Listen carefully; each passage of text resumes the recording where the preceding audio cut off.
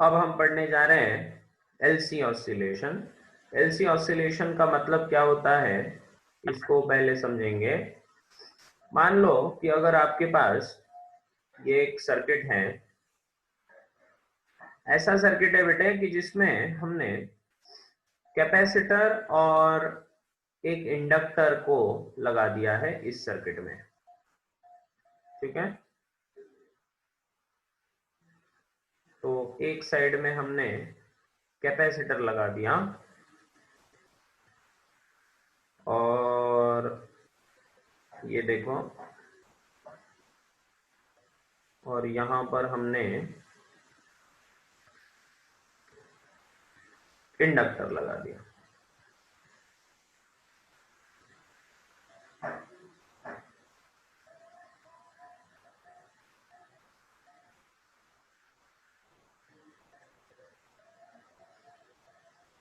ठीक है, तो इसको एलसी वाला सर्किट कहा जाता है, कैपेसिटर और इंडक्टर के बीच। अगर आपका कैपेसिटर पहले से ही चार्ज्ड है, मान लो कि इसके ऊपर हमने पहले से ही पॉजिटिव चार्ज इस प्लेट के ऊपर और इस प्लेट के ऊपर मान लो निगेटिव चार्ज है। ठीक है, तो आपका जो कैपेसिटर है, कैपेसिटर इज प्रीवियसली चार्ज्ड। ठीक है, आपका कैपेसिटर प्रीवियसली चार्ज्ड है, ऐसा हम मान के चलेंगे। ठीक है, अब क्या होता है यहाँ पर, ऐसे ये सर्किट में देखा गया कि जैसे ही हम इंडक्टर को कनेक्ट कर देंगे और की को ऑन कर देंगे, तो धीरे धीरे धीरे कैपेसिटर डिस्चार्ज होने लगेगा। कैपेसिटर डिस्चार्ज होगा और मतलब करंट फ्लो होने लग जाएगा। करंट फ्लो होते होते होते वो करंट कहां से चला जाएगा, ये करंट चला जाएगा इंडक्टर में से। So there will be current which will be produced, capacitor starts discharging. तो मैं लिख देता हूं कि कैपेसिटर क्या होगा, कैपेसिटर स्टार्ट्स डिस्चार्जिंग। ठीक है, कैपेसिटर डिस्चार्ज होने लगेगा, करंट फ्लोज। ठीक है, करंट फ्लो होना चालू हो जाएगा, किसके थ्रू, थ्रू इंडक्टर। अब ये जो कैपेसिटर का जो करंट है बेटे, कैपेसिटर का करंट कांस्टेंट होगा क्या, नहीं। कैपेसिटर का जो करंट है डिस्चार्जिंग वाला, वो हमने पढ़ा था पहले भी, तो वो तो डिस्चार्ज होते समय कांस्टेंट करंट नहीं देता, और कांस्टेंट करंट ना देने के कारण फ्लक्स बदलेगा। फ्लक्स बदलने से हो जाएगा self induction, hence self induction takes place, इसमें सेल्फ इंडक्शन होगा। ठीक है, सेल्फ इंडक्शन जैसे होगा बेटे, तो सेल्फ इंडक्शन के कारण इस इंडक्टर में अपोजिट दिशा में एक ईएमएफ तैयार हो जाएगा। अपोजिट दिशा में एक ईएमएफ तैयार हो जाएगा, जिसके कारण कैपेसिटर धीरे धीरे धीरे धीरे डिस्चार्ज होगा, और वैसे वैसे इसका जो बैक ईएमएफ है ये बढ़ता जाएगा बढ़ता जाएगा बढ़ता जाएगा। अब ये जो बैक ईएमएफ तैयार हुआ कॉइल में, वो जैसे ही कैपेसिटर का करंट जीरो हो जाता है, अब वो बैक ईएमएफ एक बैटरी की तरह एक्ट करेगा जो इंडक्टर में होगा, है ना। और वो इंडक्टर में जो भी बैक ईएमएफ आया वो फिर से वापस फ्लो होना चालू हो जाएगा। इस तरह ये फिर से वापस करंट भेजेगा। तो चलिए देखते हैं। तो अब इसको स्टेप बाय स्टेप देखते हैं। तो पहले स्टेप में मैंने बताया कि आपका इंडक्टर, ये है आपका स्टेप नंबर 1। ठीक है, ये पहला स्टेज है। ऑलराइट, अब यहां से आगे क्या होगा इसको देखते हैं। तो कैपेसिटर फ्लो होना शुरू हो गया, तो कैपेसिटर फ्लो जैसे ही होगा करंट फ्लो होगा। तो चलिए, तो ये देखो आपका करंट फ्लो होना चालू हो गया। ऑलराइट, इंडक्टर में से।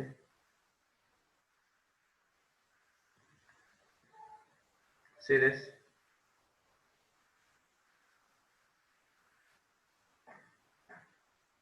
अब current is flowing in this direction, कैसे? क्लॉकवाइज करंट फ्लो होना शुरू हो जाएगा, यह है करंट आई, ठीक है। और इस इंडक्टर के अंदर बैक ईएमएफ जनरेट होगा और वो अपना खुद का मैग्नेटिक फील्ड प्रोड्यूस करेगा। So it will act as a bar magnet, जैसे सोलेनॉइड होता है, तो सोलेनॉइड खुद का मैग्नेटिक फील्ड प्रोड्यूस करता है ना, तो उसी तरह इसका खुद का मैग्नेटिक फील्ड इसके अराउंड प्रोड्यूस होगा। यस और नो? तो इसके अराउंड इसका खुद का मैग्नेटिक फील्ड तैयार हुआ, it will act as a bar magnet, इस तरह, ठीक है। करंट फ्लो होना शुरू हो गया और कैपेसिटर डिस्चार्ज होना चालू हो गया। तो ये है आपका सेकेंड स्टेज, है ना। सेकेंड स्टेज में इसमें पूरा का पूरा जितना भी कैपेसिटर के पास जितना करंट था वो बैक ईएमएफ में कन्वर्ट हो गया और अब एनर्जी पूरा स्टोर्ड हो गया है इस इंडक्टर में। अब इसके बाद नेक्स्ट स्टेप में क्या होगा? अब नेक्स्ट स्टेप में फिर से मैं यहां पर ड्रॉ करता हूं, ध्यान दीजिए सब लोग। अब नेक्स्ट स्टेप में अगर देखा जाए तो अब जो इंडक्टर में जो ईएमएफ था वो बैक ईएमएफ तैयार होता है ना। इंडक्टर में कौन सा होता है? Back EMF. तो अब मैं कह सकता हूं कि ये पोलैरिटी को रिवर्स कर देगा यार, ये समझे? तो ये आपका कैपेसिटर और ये था आपका इंडक्टर, और अब ये क्या करेगा? ये उल्टी दिशा में करंट को भेजेगा, ये पॉजिटिव और ये नेगेटिव, और ये करंट को भेजेगा उल्टी दिशा में, बैक ईएमएफ, ठीक है। तो ये जो बैक ईएमएफ है ये करंट को उल्टा भेजेगा और उसके कारण फिर से आपका जो कैपेसिटर है अब वो रिवर्स पोलैरिटी से चार्ज हो जाएगा। मतलब ये जो प्लेट है ये निगेटिव हो जाएगी, ये वाली प्लेट पॉजिटिव हो जाएगी, रिवर्स कर देगा ये पोलैरिटी को। तो इस तरह से ये पोलैरिटी आपका चेंज होगा, ठीक है। अब जब ऐसा हुआ तो इस केस में, इस थर्ड केस में मैं बोल सकता हूं कि कैपेसिटर क्या हुआ? कैपेसिटर इज चार्ज, ये चार्जिंग ऑफ कैपेसिटर है, ये थर्ड में चार्जिंग ऑफ कैपेसिटर है, ठीक है। और कैपेसिटर जैसे ही चार्ज हुआ, पूरा पूरा जब कैपेसिटर चार्ज हो जाएगा तो उसके बाद की स्टेज आएगी जहां पर अब कैपेसिटर जब पूरा चार्ज है, ये देखिए,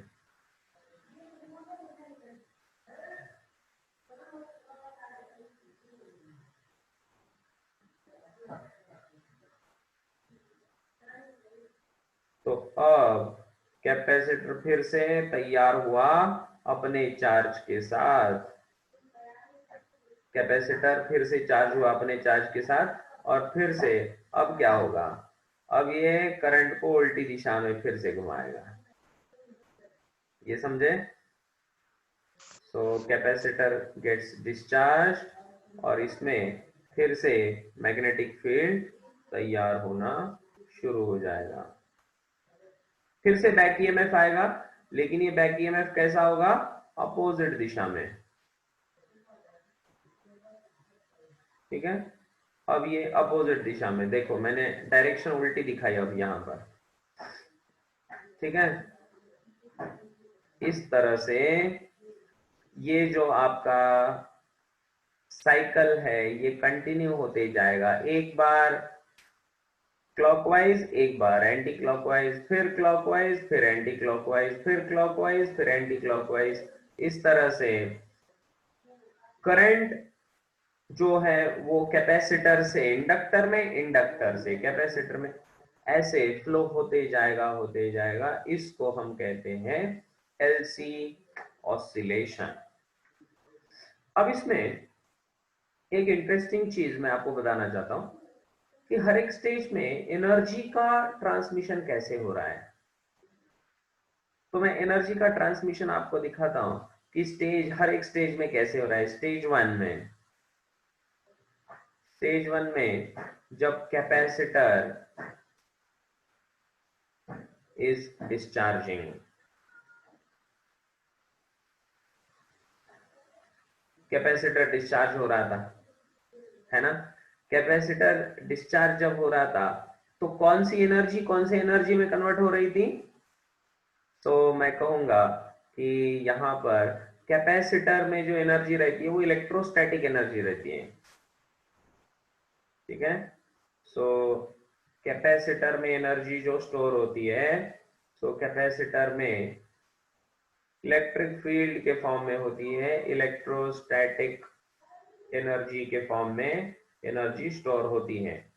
लेकिन वही एनर्जी जब इंडक्टर में बैक ईएमएफ के फॉर्म में स्टोर होती है, it is in the form of magnetic field.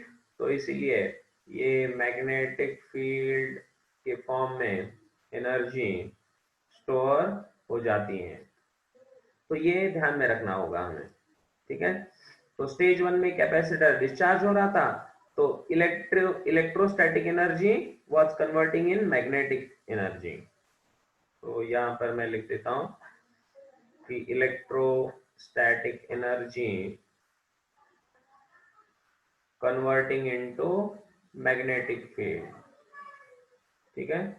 तो मैग्नेटिक फील्ड के फॉर्म में एनर्जी स्टोर हो रही थी, कब, इस स्टेज में।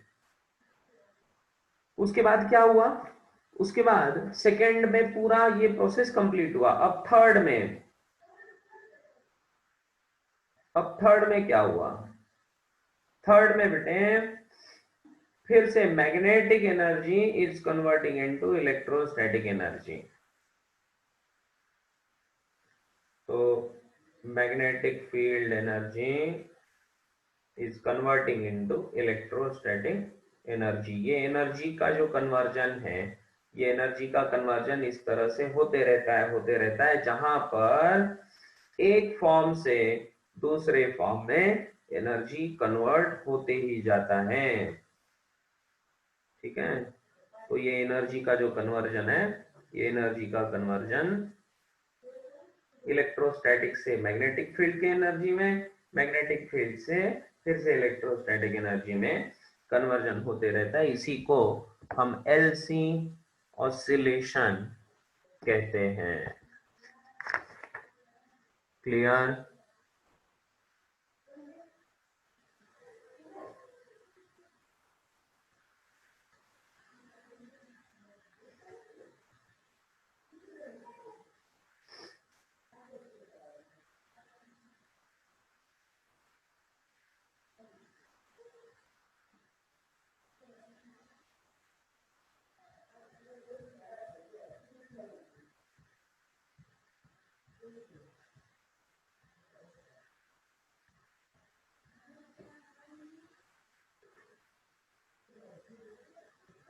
तो यहां तक अगर आपको कोई भी दिक्कत है, कोई प्रॉब्लम है तो पूछिए।